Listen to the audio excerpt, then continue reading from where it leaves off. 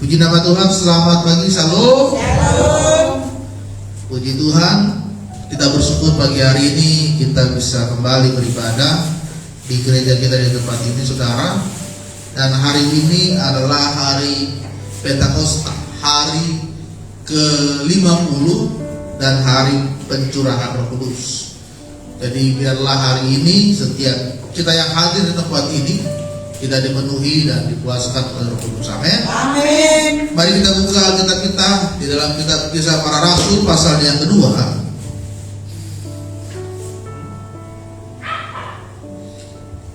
Kitab Kisah Para Rasul pasalnya yang kedua, kita akan baca dari ayat yang pertama sampai dengan ayatnya yang keempat.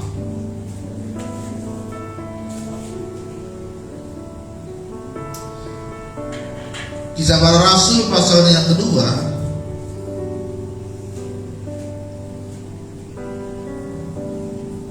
kita akan baca dari ayat yang pertama sampai dengan ayat yang keempat. Kita baca firman Tuhan ini bersama-sama. 1, 2, 3. Ketika tiba hari Pentakosta, semua orang percaya berkumpul di satu tempat. Tiba-tiba turunlah dari langit suatu bunyi seperti tiupan angin keras yang memenuhi seluruh rumah di mana mereka duduk. Dan tampaklah kepada mereka lidah-lidah seperti nyala api yang bertebaran dan hingga kepada mereka masing-masing. Maka penuhlah mereka dengan Roh Kudus, lalu mereka mulai berkata-kata dalam bahasa-bahasa lain seperti yang diberikan oleh Roh itu kepada mereka untuk apa? Mengatakannya. Saudara, pada waktu itu ada hari raya Pentakosta. Hari raya Pentakosta pada masa zaman orang Yahudi beda dengan Pentakosta kita zaman sekarang. Pentakosta pada waktu itu adalah hari ke-50. Hari ke-50 adalah 7 minggu setelah hari Paskah. Mereka akan mengadakan hari raya panen. Ya, mereka akan berkumpul di satu tempat, lalu membawa hasil panen dari hasil kerja dan ladang mereka, lalu mereka akan merayakannya, berpesta. Ya, itu hari Pentakosta pada masa itu. Makanya dikatakan Penta itu artinya 50, hari ke-50. 7 minggu setelah hari Paskah, mereka akan kumpul lagi, membawa hasil panen mereka, ladang, sawah, semuanya, dan mereka akan merayakannya. Dan pada waktu itu, saudara, murid-murid Tuhan Yesus pun berkumpul di sana. Mereka berkumpul di sana. Tetapi apa yang terjadi ketika mereka berkumpul di sana, lalu penuhlah mereka dengan Roh Kudus, seperti lidah-lidah api yang ada di atas kepala setiap murid-murid Tuhan Yesus. Mereka sudah menanti, mereka sudah berdoa di loteng rumah. Mereka berdoa agar Roh Kudus dicurahkan di dalam kehidupan mereka selama 10 hari. Dan di hari yang ke-50, ketika mereka berkumpul di Yerusalem, mereka dipenuhi oleh Roh Kudus. Mereka berbahasa lidah, dan semua murid yang ada di situ tidak ada satupun yang tidak dipenuhi. Ada 120 orang murid yang berdoa.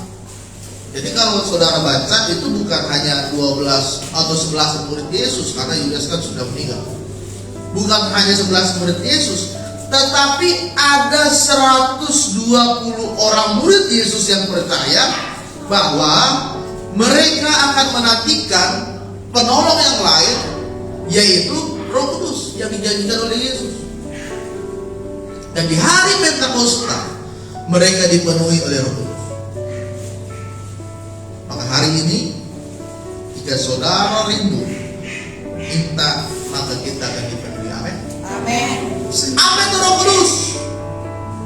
Kadang-kadang orang, saudara, masih bingung tentang Roh Kudus. Ya, kadang-kadang tidak kelihatan. Kalau Yesus kan dia dalam bentuk wujud rupa manusia, tapi Roh Kudus itu tidak kelihatan. Kalau di dalam iman kita, Roh Kudus itu adalah Tuhan itu sendiri. Yesus Kristus, dia sama dengan Bapa, Allah Bapa. Jadi tidak ada perbedaan antara Roh Kudus dengan Yesus Kristus dan Allah Bapa. Roh Kudus itu sudah ada jauh sebelum dunia ini dibentuk. Makanya Kejadian 1 ayat 3 berkata, Roh Allah mengelilingi bumi ini. Artinya sebelum ada bumi, Roh Kudus itu sudah ada. Roh Allah itu sudah ada. Ya, tetapi pada masa perjanjian lama, Roh Allah atau Roh Kudus itu hanya diberikan kepada orang-orang pilihannya Tuhan, seperti nabi, raja, imam, ya, hanya dicurahkan, diberikan kepada mereka untuk memimpin bangsa Israel. Hanya orang-orang tertentu. Tetapi ketika Yesus datang ke dunia ini dan dia naik ke surga, dia menjanjikan setiap orang yang percaya kepada dia, Roh Kudus akan diberikan kepada mereka. Jadi saudara, kita ini adalah umat pilihannya Tuhan. Kalau saudara percaya akan Roh Kudus itu adalah Tuhan, seperti Yesus yang menolong hidupmu, maka saudara akan diberikan. Tapi kalau saudara menentang Roh Kudus itu adalah Tuhan bagi saudara, tidak akan bisa saudara memperolehnya. Sampai bertahun-tahun pun saudara minta, tapi saudara menentang tentang Roh Kudus, tidak akan bisa. Banyak orang yang menentang ini saudara, ya. Mereka hanya percaya kepada Yesus sebagai Tuhan, tetapi mereka tidak percaya kepada Roh Kudus, Roh Allah, Roh Yesus, Roh kebenaran, Roh penolong dan yang lain. Ya. Tetapi malam pagi hari ini kita, setiap orang yang percaya, kita pasti akan memperolehnya. Amin. Amin. Di dalam pengajaran dasar Gereja Bethel Indonesia, pengakuan iman kita menyatakan bahwa tanda awal orang yang dipenuhi oleh Roh Kudus adalah dengan berbahasa lidah, berbahasa roh, seperti yang dialami oleh murid-murid Tuhan Yesus. Tidak ada satupun murid Tuhan Yesus yang waktu itu mereka berdoa tidak dipenuhi, semuanya dipenuhi. Mereka berbahasa lidah, mereka berbahasa roh. Ya. Bahkan ada orang bilang, oh itu kan bahasa kami, kok mereka bisa tahu? Tetapi ada juga orang yang tidak percaya dengan bahasa lidah. Saudara baca ayat berikutnya dan berkata, mereka kayak orang senang mabuk. Mereka orang gak jelas. Apa itu yang mereka ngomong? Ngelantur, gak jelas. Ya, cuma asal ngomong lah begitu. Kalau orang yang tidak percaya dengan bahasa lidah, selalu ada penolakan tentang itu dan menganggap bahasa yang dinaikkan oleh orang-orang yang berbahasa lidah itu bahasa gak jelas. Berbahasa orang seperti orang mabuk, berbahasa seperti orang aneh. Tetapi saudara, Petrus menentang itu ketika ada orang berkata, mereka sedang mabuk. Tetapi Petrus bilang, kami tidak mabuk. Ini baru jam 9 pagi, tidak mungkin kami mabuk. Dan bahasa yang kami ucapkan itu adalah bahasa dari Roh Kudus itu. Jadi pagi hari ini, mari kita buka hati kita. Oleh sebab itu saudara, kenapa kita harus hidup kita ini dipenuhi oleh Roh Kudus? Ada 3 alasan. Yang pertama adalah Roh Kudus akan menghasilkan hidup kita yang kudus di hadapan Tuhan. Titus 3 ayat 5-7 berkata, Dia telah menyelamatkan kita bukan karena perbuatan baik yang telah kita lakukan, tetapi karena rahmat-Nya oleh permandian kelahiran kembali dan oleh pembaharuan yang dikerjakan oleh Roh Kudus yang sudah dilimpahkan kepada kita oleh Yesus Kristus, Juru Selamat kita. Yang pertama, Roh Kudus akan melakukan pembaharuan di dalam hidup saudara, pembersihan di dalam hidup saudara, penginsapan, kesadaran dari dosa yang saudara lakukan selama ini. Ya, Dia yang akan menggerakkan hati saudara untuk terbuka terbuka di hadapan Tuhan atas segala dosa saat ini. Mungkin selama ini saudara masih bisa sembunyi-sembunyi dengan istri saudara, dengan suami saudara ada yang disembunyikan, dengan orang tua saudara ada yang disembunyikan, dengan anak ada yang disembunyikan. Tetapi di dalam Roh Kudus tidak ada yang disembunyikan. Akan dibongkar semua kesalahan-kesalahan kita, dibongkar semua dosa-dosa kita, dan kita disadarkan oleh Roh Kudus untuk kita bertobat dan berubah di hadapan Tuhan. Ya. Dan selama ini kita sama istri ada yang disembunyikan. Ya. Berapa dapatmu hari ini? Dikitnya, cuma 200-nya, padahal dia dapat banyak, 500. Tapi 300-nya dia pakai makan-makan enak di Lampung. Ya, di apa itu, di Cililitan, sepanjang jalan itu kan Lampung kan Bapak. Ya. Ya, ada lampu yang biasa, ada lampu yang premium, ada lampu yang bisa karaoke. Ya. Ya. Daniel, mungkin sama orang tua kita masih suka menutupi segala dosa, tetapi Roh Kudus akan membuat saudara untuk tersadar dari dosamu dan membuka hati saudara untuk menerima pengampunan di dalam Yesus Kristus. Tanpa pengampunan kita tidak bisa dilayakkan oleh Tuhan. Tanpa pengampunan saudara tidak bisa dipulihkan dan dibersihkan dan dikuduskan oleh Tuhan. Ingat, semua manusia itu berdosa. Tidak ada satupun manusia ini yang tidak berdosa. Ada 2 dosa. Pertama, dosa turunan dari Adam dan Hawa. Dari lahir kita sudah menanggung dosa itu. Kemudian 2 dosa yang kita lakukan setiap hari. Tidak ada satupun manusia ini yang tidak berdosa. Oleh sebab itu, Roh Kudus menggerakkan hati saudara untuk bertobat. Dengan cara-caranya dia, dengan bimbingannya dari Roh Kudus, membuat hidup saudara ini digerakkan. Sama seperti kalau saudara pernah lihat boneka kayu, terus ada benangnya di atas digerakkan, ini itu cara Roh Kudus untuk menggerakkan saudara. Ya, kiri ke kanan. Ketika saudara mau balik ke jalan yang melenceng, gerakkan lagi balik. Ketika mulutmu mulai mencoba kembali ke omongan kasar, fitnah orang, dibawa balik, kalau gerakkan lagi balik.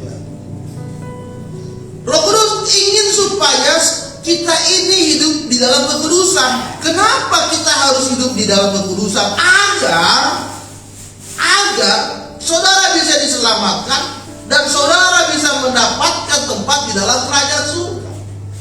Karena di surga itu saudara tidak layak orang-orang berdosa untuk tinggal di sana. Tidak layak orang yang najis untuk tinggal di sana. Itu tempat maha mulia, maha suci, maha agungnya Tuhan. Ya dong. Masa kita melakukan banyak dosa lalu kita pede mau masuk surga, kan nggak bisa. Itu namanya saudara overconfidence, terlalu percaya diri. Banyak dosa nih, mabuk, rokok, main judi, nggak pernah gereja, tiba-tiba Tuhan aku mau masuk surga. Nanti kata orang, kata saya juga, ya. Karena mulai dari sekarang, selagi masih ada waktu saudara, Roh Kudus mengarahkan supaya kita hidup kudus. Ketika di dalam kekudusan, begitulah Tuhan bekerja membentuk saudara agar engkau dilayakkan untuk masuk di dalam kerajaan surga. Ya. Tuhan itu maha mulia saudara, maha agung.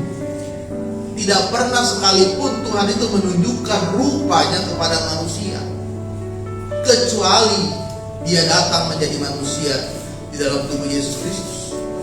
Tapi menunjukkan rupa langsung kepada manusia tidak pernah. Ya.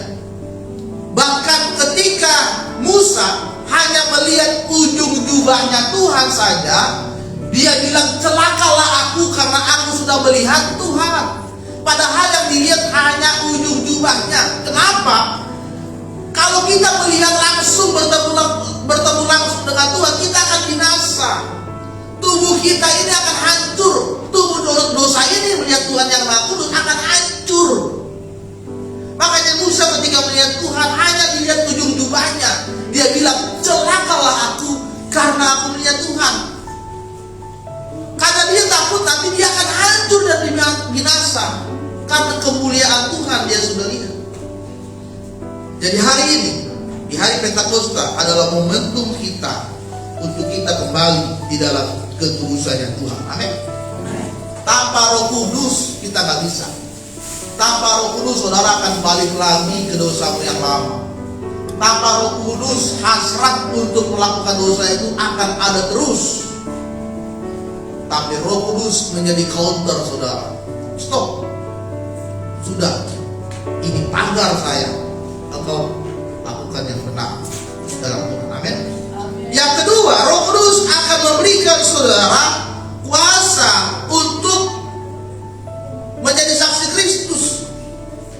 Bicara Rasul 1 ayat 8 berkata, tetapi kamu akan menerima kuasa kalau Roh Kudus turun atas kamu, dan kamu akan menjadi saksiku di Yerusalem, Yudea, Samaria, sampai ke ujung bumi. Tujuan utama Roh Kudus itu sebetulnya saudara memakai saudara untuk menjadi alat Tuhan dalam melayani Dia dan menjadi saksi Kristus. Itu sebetulnya tujuan utama dari Roh Kudus. Ya, kalau saudara sudah percaya Yesus, tidak lagi Roh Kudus berurusan dengan pertobatan saudara. Saudara harus maju ke langkah berikutnya adalah dipakai untuk melayani Tuhan dengan kuasa Roh Kudus. Bukan lagi bergumul tentang pertobatan-pertobatanmu. Itu sudah selesai. Saudara sudah bertobat, saudara sudah lahir baru, saudara sudah hidup di dalam kekudusan. Langkah selanjutnya adalah layani Tuhan dengan Roh Kudus. Karena tanpa Roh Kudus pelayananmu akan sia-sia. Tanpa Roh Kudus saudara melayani hanya lelah yang saudara dapat, capek, pusing, ya, bosan, jenuh, stagnasi, mati rasa akan pelayanan ini. Tapi Roh Kudus akan memberikan saudara hasrat yang terus menyala-nyala untuk melayani Tuhan. Ya. Sehingga Dia akan memberikan saudara kuasa untuk menjadi saksi Kristus, agar Kristus itu semakin banyak orang mengenal dan percaya kepada Dia. Ketika hari Pentakosta, Petrus menyampaikan firman Tuhan, berkhotbah,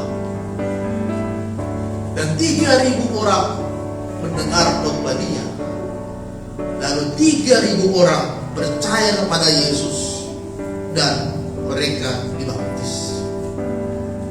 3.000 orang saudara. Hanya satu momen, langsung 3.000 orang percaya kepada Yesus dan dibaptis. Pertanyaannya untuk kita, berapa orang yang sudah saudara bawa untuk kenal Yesus dan bilang saya mau baptis? Coba berapa orang? Adakah di antara keluargamu yang seperti itu yang belum kenal Yesus, kamu sampaikan tentang Yesus, lalu bilang saya percaya Yesus, saya mau baptis? Di sana saya akan membaptis orang yang dari agama dari yang tidak percaya menjadi percaya. Hari minggu yang lalu saya sudah mengajarkan firman Tuhan. Dia tidak percaya dan dia mulai percaya. Terus saudara tahu yang minggu lalu saya mengajar kepada 2 orang itu, 1 orangnya itu belum percaya. Ya. Pada tahun 1906 di Los Angeles ada seorang pendeta bernama William J. Seymour. Dia diundang untuk menyampaikan dengan Tuhan di sana. Tetapi dia ditolak, saudara. Dia diusir di sana karena dia mengajarkan tentang Roh Kudus dan bahasa roh di Los Angeles. Dia ditolak, dia diusir di sana. Tapi ada satu jemaat gereja itu merasa tertarik dan dia berkata, Pak Pendeta, tolong dong ajarkan saya lagi tentang firman-Mu tadi. Lalu dia, pendeta itu berkata, saya sudah ditolak, saya sudah tidak bisa lagi khotbah di gereja kalian. Sudah, ke rumah saya aja. Lalu pendeta William ini dia ke rumah jemaat ini. Dia mengajarkan tentang Roh Kudus. Mereka berdoa, mereka menyembah di sana. Dan orang yang punya rumah ini, mereka dipenuhi Roh Kudus dan berbahasa lidah, berbahasa roh. Setiap hari mereka melakukan persekutuan. Makin lama, makin datang lagi orang ikut, karena yang punya rumah ini undang teman-temannya, tetangganya datang. Mereka persekutuan lagi. Setiap orang yang datang ke sana, mereka menyembah, mereka dengar firman, mereka haus dipenuhi Roh Kudus, dan mereka dipenuhi Roh Kudus. Lama-lama penuhlah rumah ini, saudara, tidak muat lagi. Akhirnya mereka, karena sudah tidak muat lagi, mereka menyewa sebuah gudang di jalan Ajusa Street nomor 214. Dia menyewa sebuah gudang, lalu mereka membangun persekutuan doa di sana. Bekas gedung gereja yang sudah tidak dipakai, mereka berdoa di sana, mereka menyembah Tuhan di sana. Dan saudara yang hadir di dalam tempat itu, di Ajusa Street itu, mereka dipenuhi Roh Kudus dan mereka berbahasa lidah. Bukan hanya 10-20 orang, ribuan orang, puluhan orang datang ke sana. Mereka dipenuhi Roh Kudus dan mereka berbahasa lidah. Dan peristiwa ini dikenal dengan Pentakosta yang kedua di Los Angeles, di jalan Ajusa Street. Ribuan orang, ratusan ribu orang dipenuhi oleh Roh Kudus. Jadi saudara, yang kedua, Roh Kudus akan membuat saudara untuk dapat melayani Tuhan dengan kuasa. Nah, yang ketiga, yang terakhir, kenapa kita harus dipenuhi Roh Kudus? Supaya hadirat Tuhan nyata di dalam hidup kita. Yohanes 4 ayat 23 berkata, tetapi saatnya akan datang dan sudah tiba sekarang, penyembah-penyembah benar akan menyembah Bapa di dalam roh dan kebenaran, sebab Bapa menghendaki penyembah-penyembah yang demikian. Ya, hadirat Tuhan nyata di dalam kehidupan saudara. Yang saudara pikirkan lagi bukan kesenangan dunia ini. Yang saudara pikirkan lagi bukan soal makan dan minum saudara, bukan soal bagaimana mengumpulkan harta di dunia ini. Yang saudara pikirkan lagi bagaimana saya bisa menjadi penyembahnya Tuhan di dalam roh dan kebenaran. Dan hidup saudara di dalam kebenaran firman Tuhan, melakukan kehendak Tuhan dan merasakan hadirat Tuhan ada di dalam kehidupan saudara. Sehingga ketika saudara melayani, hadirat Tuhan nyata. Dan terjadilah yang namanya mujizat Tuhan. Yang sakit disembuhkan, ya, yang lemah dikuatkan, yang berbeban berat, yang hidup di dalam dosa dilepaskan, yang terbelenggu dipulihkan. Kenapa bisa seperti itu? Karena hadirat Tuhan itu nyata. Makanya kalau ada pendeta yang bilang, oh itu hanya bisa dilakukan oleh pendeta ataupun siapapun. Nah, semua orang bisa melakukan mujizat asalkan dia percaya kepada Tuhan dan hidupnya sudah mengalami hadirat Tuhan. Ya. Jadi kalau ada tetanggamu kerasukan setan, gak usah panggil pendeta. Jangan malam-malam telepon Pak Gembala lagi tidur. Pak Gembala jam 12 malam lagi. Ada yang kerasukan setan, Pak Gembala. Gimana? Lakukan aja sendiri. Ada orang yang sakit, panggil dulu pendetanya. Gimana ini? Ya. Kalau Roh Kudus itu sudah ada di dalam hidup saudara, dipenuhi di dalam hidup saudara, maka ada kuasa di dalam kita.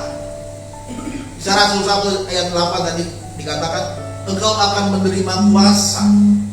Kuasa ini bahasa aslinya adalah dunamis. Dunamis itu adalah ledakan yang besar. Roh Kudus di dalam hidupmu, engkau akan menerima kuasa ledakan yang besar yang bisa dilakukan oleh diri saudara. Tanpa saudara sadari, dan saudara akan terheran-heran, kenapa ya saya bisa? Karena ada Roh Kudus. Kok bisa ya saya doakan orang itu sembuh? Saudara heran-heran, karena ada Roh Kudus.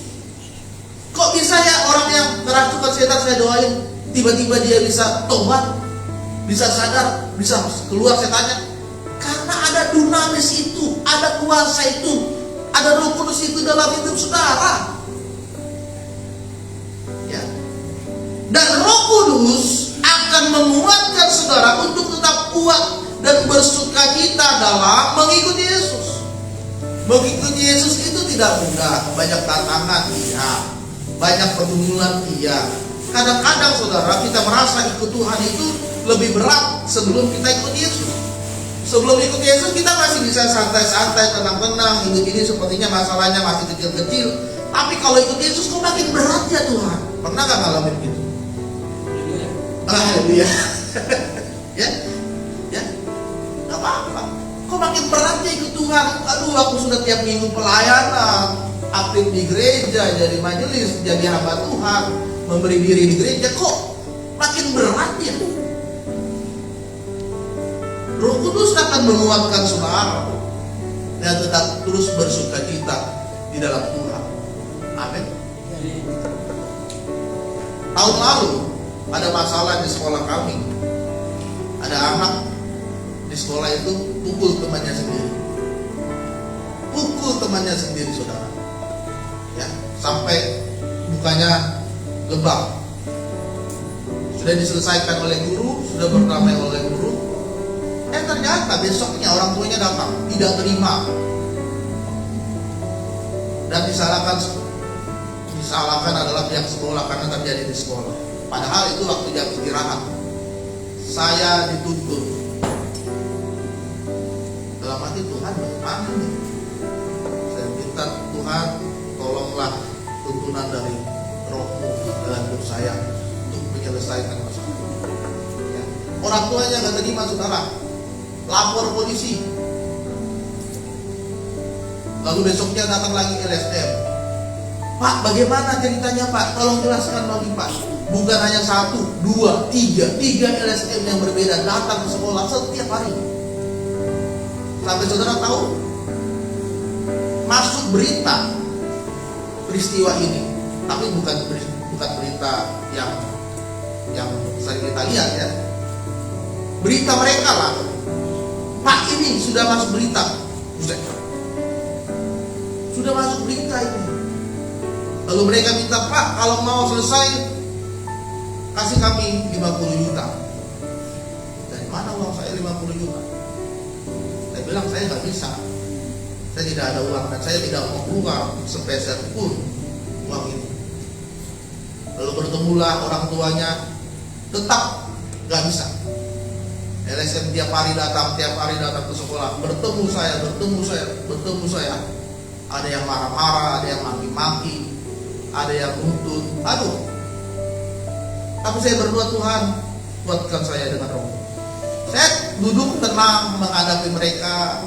Entah kenapa waktu itu saya tenang aja. Saya tidak marah-marah, saya tidak emosi, saya tidak lawan mereka balik, tenang aja. Saya bahasanya bahasa yang sederhana, saya senyum kepada mereka, tenang aja. 2 bulan Lapor polisi, polisi datang. Pak, bagaimana peristiwanya? Saya kasih tahu, begini. Akhirnya apa yang terjadi saudara? Akhirnya inilah Pak, kata polisinya. Orang tuanya suruh datang ke kantor biar mereka berdamai di kantor. Orang tuanya pergi ke kantor dan akhirnya mereka berdamai di sana.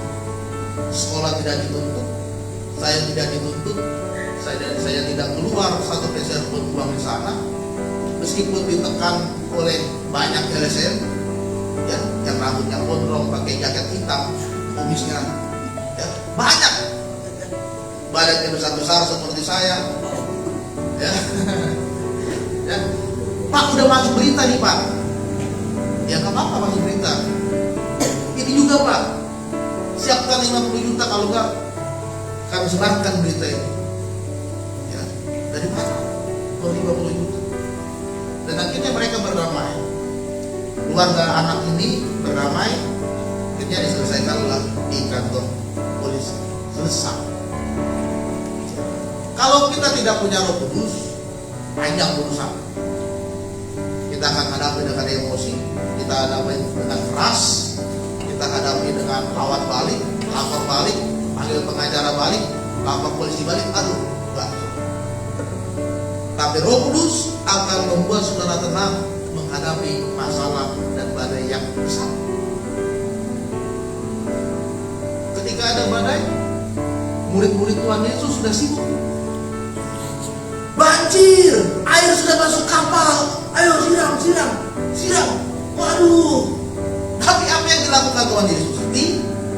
Itu tenang aja, karena dia tahu dia bisa menghentikan badai itu. Murid-muridnya nggak tahu, padahal ada Yesus di situ bersama dengan mereka. Ada Yesus loh di situ bersama dengan mereka loh. Bukan Yesus nunggu di pinggir pantai loh, udah ada Yesus di perahu itu loh bersama dengan mereka.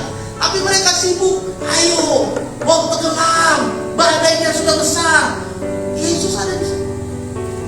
Kadang kita seperti ini saudara, sibuk. Aduh bagaimana ini? Aduh caranya bagaimana menyelesaikannya? Ada Yesus.